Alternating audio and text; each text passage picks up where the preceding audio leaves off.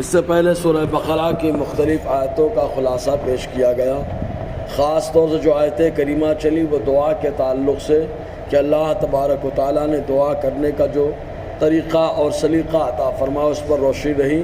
بہرکیف اور آج کی جو آیت کریمہ ہے، اس آیت کریمہ کا خلاصہ یہ بنتا ہے کہ اللہ رب العزت نے رمضان کا روزہ فرض کیا تو یہ پچھلی امتوں پر بھی رمضان کا روزہ رہا، لیکن جب اس امت پر آیا تو اللہ تبارک و تعالیٰ نے خالص روزہ کھول کر عشاء تک کھانے کی اجازت اور اس میں اس دوران اپنی بیوی سے ملاقات کی اجازت کا معاملہ رکھا، لیکن عشاء کی نماز کا وقت شروع ہو جائے تو کھانے کی اجازت نہیں ہوتی تھی، اور اسی کے ساتھ ساتھ اگر کوئی سو جاتا تو سو کر اگر رات میں اٹھا تب ایسی صورت میں بھی کھانے کی اجازت نہ تھی۔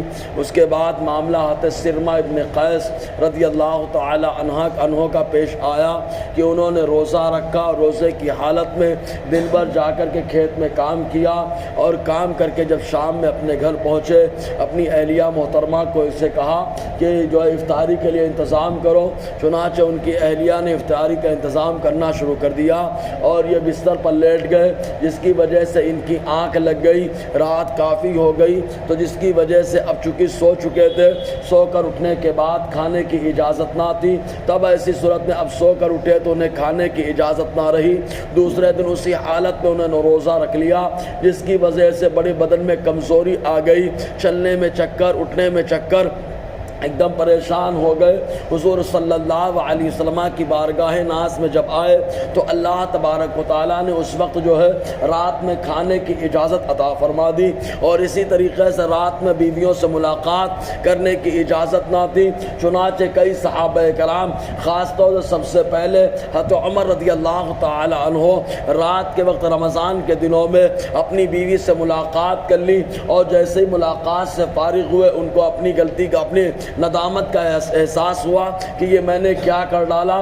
چنانچہ انہوں نے آقا علیہ السلام کی بارگاہ میں آ کر کے روتے ہوئے عرض کیا، اے اللہ کے حبیب صلی اللہ علیہ وسلم، میں نے اپنے آپ کو ہلاک کر ڈالا کہ اللہ تبارک و تعالیٰ نے رمضان کی راتوں میں بیویوں کے پاس جانا حلال نہ کیا، لیکن اس کے باوجود میں چلا گیا، ہائے کیسا غضب میں نے کر ڈالا۔ حضور صلی اللہ علیہ وسلم نے تسلی دی۔ جب حضرت عمر کہنے لگے تو محفل میں بیٹھے اور کئی صحابہ کھڑے ہو گئے، کہا اللہ کے نبی صلی اللہ علیہ وسلم ہمارے ساتھ بھی یہ معاملہ پیش آیا۔ تب اللہ تبارک و تعالیٰ نے رمضان کی راتوں میں اپنی بیوی کے پاس جانے کی اجازت عطا فرما دی۔ اسی تعلق سے اللہ تعالیٰ فرماتا ہے وَإِلَّا لَكُمْ لَيْلَةَ الصِّيَامِ الرَّفَثُ إِلَىٰ نِسَائِكُمْ، حلال کر دیا گیا تمہارے لیے لیلۃ الصیام، روزے کی رات میں۔ یہاں پر روزے سے مراد رمضان کا روزہ ہے، اس لیے کہ رمضان کے روزے میں ہی رات میں جو ہے تراویح کا معاملہ ہوتا ہے، عبادت کا معاملہ ہوتا ہے، ورنہ اس کے علاوہ نفلی روزہ تو روزہ کھول لیے باقی کوئی معاملہ نہیں رہتا۔ بہرکیف تو یہاں رمضان کی روزے کی کا ذکر ہے۔ اللہ تعالیٰ فرماتا ہے حلال کر دیا گیا تمہارے لیے رمضان کی راتوں میں جانا۔ اور رفث یہ کہتے ہیں بیوی سے چپکے سے اگر کوئی بات کرے شوہر، تب ایسی صورت میں اس بات کو رفث کہا جاتا ہے، اور رفث کا ایک معنی جمع کرنا بھی ہوتا ہے۔ یہاں جو ہے جمع معنی مراد ہے، اس لیے کہ روزے کی حالت میں بھی میاں بیوی چپکے سے بات کر سکتے ہیں، لیکن رہا رفث کا معاملہ تب ایسی صورت میں جو ہے اللہ تعالیٰ نے جب حلال فرما دیا تب جانے کی اجازت ہو گئی۔ اب اگر کوئی رمضان کے دنوں میں روزہ رکھ کر کے اپنی بیوی کے پاس جاتا ہے اور ایسی ملاقات کرتا ہے تو ایسی صورت میں ملاقات سے وہ ملاقات مراد ہے جو میاں بیوی کی ملاقات ہوتی ہے، جس کو مباشرت کہا جاتا ہے، تو روزہ بھی ٹوٹ جائے گا، اور روزہ ٹوٹنے کے ساتھ ساتھ اس کی قضا بھی کرنی پڑے گی اور اس کا کفارہ بھی دینا پڑے گا، اور ایک روزے کا کفارہ 60 مسکین کو پیٹ بھر کھانا کھلانا ہے، اور یا تو 60 دن کا مسلسل روزہ رکھنا ہوتا ہے۔ بہرکیف تو اللہ تعالیٰ فرماتا ہے حلال کر دیا گیا تمہارے لیے روزے کی رات میں رفث یعنی جمع کرنا اپنی بیویوں سے. قلنا لباس لکم وانتم لباس لہن, بیویاں تمہارے لیے لباس ہے اور تم ان کے لیے لباس ہو. اللہ تبارک و تعالیٰ نے کیا شاندار تشبیہ دی ہے. رب فرماتا ہے بیویاں اپنے شوہروں کے لیے جو ہے لباس ہے اور شوہر اپنی بیویوں کے لباس ہے. اس لیے کہ جیسے لباس یہ عیبوں کو چھپاتا ہے ویسے ہی بیویاں شوہر کے عیب کو چھپا لیتی ہیں اور شوہر اپنی بیوی کے عیب کو چھپا لیتا ہے. اور یہ مطلب ہوتا ہے کہ جس انداز میں کپڑا جو آدمی کو زینت دیتا ہے, خوبصورتی اور اس کے وقار میں اضافہ کرتا ہے, ایسے ہی اگر شوہر اچھا ہو تو بیوی کی عظمت میں اضافہ ہو جاتا ہے, اور اگر بیوی اچھی ہو تب ایسی صورت میں شوہر کی شان بڑھ جاتی ہے.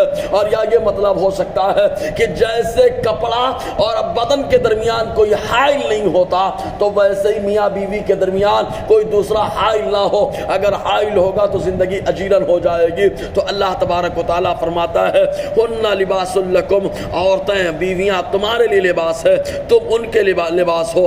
علم اللہ انکم کنتم تختانون انفسکم, رب نے جانا کہ تم اپنی جانوں پہ خیانت کرنے والے ہو. فتاب علیکم, تو رب نے تمہاری طرف رجوع کیا. وعفا عنکم, اور تمہاری خطا کو معاف کر دیا. رب نے توبہ کو قبول کیا, معاف کر دیا. فالآن باشروہن, اب تم اپنی بیویوں سے مباشرت کرو, لیکن مباشرت خالی جنسی سکون کے لیے نہیں. مباشرت ہو تو نیت یہ ہو وابتغوا ما كتب اللہ لکم, اس کو تلاش کرو جو اللہ نے تمہارے لیے لکھا ہے, یعنی اولاد کو تلاش کرو. چنانچہ حضرت سلیمان علیہ السلام نے بڑا پیارا ذہن عطا فرمایا. آپ کی جو ہے 100 بیویاں تھیں. حضرت سلیمان علیہ السلام نے رات میں ملاقات کا ارادہ فرمایا. ارشاد فرمایا آج میں سب سے ملاقات کروں گا. اس ملاقات کی برکت سے اللہ تعالیٰ ہر ایک کو ایک ایسا بیٹا دے گا جو مجاہد بنے گا, اللہ کی راہ میں جہاد کرے گا. لیکن انشاءاللہ کہنا جو آج سے رہ گیا, جس کی وجہ سے ملاقات تو سب سے کی لیکن کسی کے شکم سے بچہ نہ ہوا. تو اللہ تبارک و تعالیٰ نے انسان کو ایک ذہن دے دیا حضرت سلیمان کے ذریعے سے کہ یہاں پر حضرت سلیمان ملاقات کریں تو اس نیت سے کہ یہاں پہ نسل بڑھے گی, اور نسل معمولی نہیں بلکہ اللہ کی راہ کی مجاہد ہوگی, راہ خدا میں چلنے والی ہوگی. تو نیت وہ ہو. بہرحال اور آگے گفتگو رہے گی. اللہ تعالیٰ ہم سب کو فیضان قرآن برکات قرآن سے مالا مال فرمائے.